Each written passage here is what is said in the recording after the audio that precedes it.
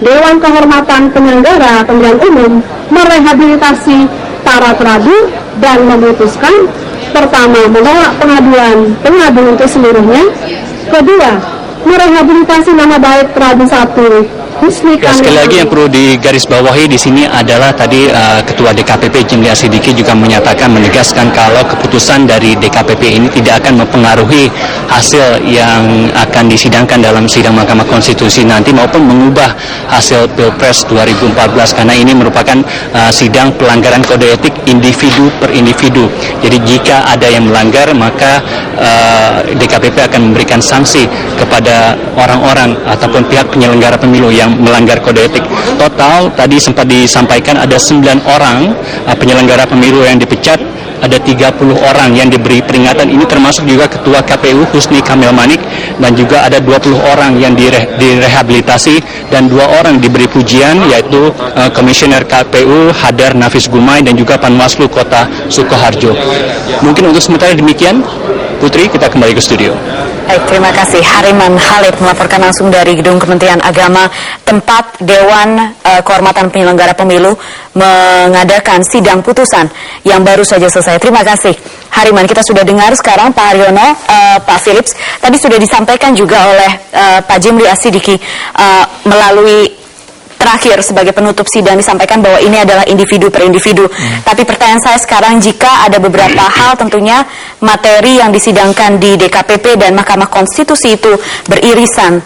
Lalu jika hasilnya berbeda, apa yang harus dilakukan, Pak Haryono? Jadi begini, kalau sampai pada persoalan konsekuensi atas putusan itu yang menyangkut orang perorangan, saya kira itu jelas nggak ada irisan ya. Tapi di dalam hal sampai pada putusan, memang kemudian saya lihat di KPP juga dalam beberapa poin yaitu menyinggung-nyinggung persoalan-persoalan tentang kesahan dan lain sebagainya. Itu bisa saja itu kemudian nanti Mahkamah Konstitusi juga bicara tentang itu. Tapi kalau keduanya ini kemudian ada irisan yang kemudian itu bersinggungan satu sama lain, tentu tetap saja apa yang disampaikan Mahkamah Konstitusi itulah yang menjadi alasan benar tidaknya keputusan-keputusan Mahkamah Konstitusi untuk menetapkan putusannya. Jadi itu yang harus dilihat sebagai dasarnya. Dan kalau itu beda ya, perbedaan itu yang diutamakan apa yang ada di Mahkamah Konstitusi. Mas Felix? Ya, saya kira gini, penekanan pada kesalahan orang per orang ini penting juga untuk dipahami juga, terutama masyarakat ya. Karena apa?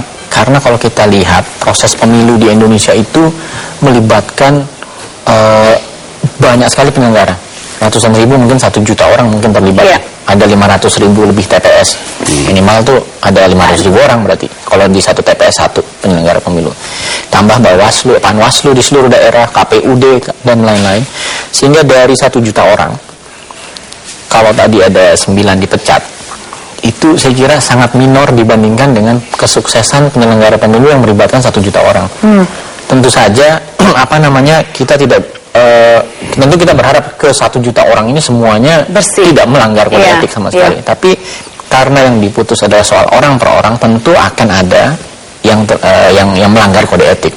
Dan kalau 9 saya kira yang dipecat tapi juga ada pujian dan seterusnya, saya kira secara umum tidak mengganggu integritas penyelenggaraan pemilu kita tahun ini. Dan saya kira KPU dan juga Panwaslu sudah menjalankan tugasnya dengan baik. Saya kira poin penting dari apa yang diputuskan di KPP itu, kalau kita lihat dalam kerangka yang lebih makro, sebetulnya pujian juga untuk kita semua, baik penyelenggara pemilu maupun kita sebagai pemilih gitu, yang juga menyumbang pada proses yang tertib. Saya kira itu. Baik, dan pemirsa, sekarang kami ajak Anda melihat situasi di KPU Sumatera Utara, di Medan, Sumatera Utara. Ada massa berkumpul di depan gedung KPU di Medan. Ya, masa berkumpul ketika hari ini pihak kepolisian tidak mau bekerjasama melakukan orasi. Kita pikir hari ini pihak kepolisian dihapuskan dari NKRI karena kita cukup yakin dan percaya pihak kepolisian adalah untuk mengawal kita. Kepolisian adalah untuk melindungi kita, mengawal kita. Namun hari ini kita lihat pihak kepolisian bersama konsentrasi massa tidak hanya terjadi di Jakarta, di depan gedung Mahkamah Konstitusi saja, tapi juga merembet ke daerah, salah satunya di wilayah Sumatera Utara. Ya, kita sekarang jeda dulu pemirsa, tetap bersama kami di Breaking News Putusan Akhir Pilpres.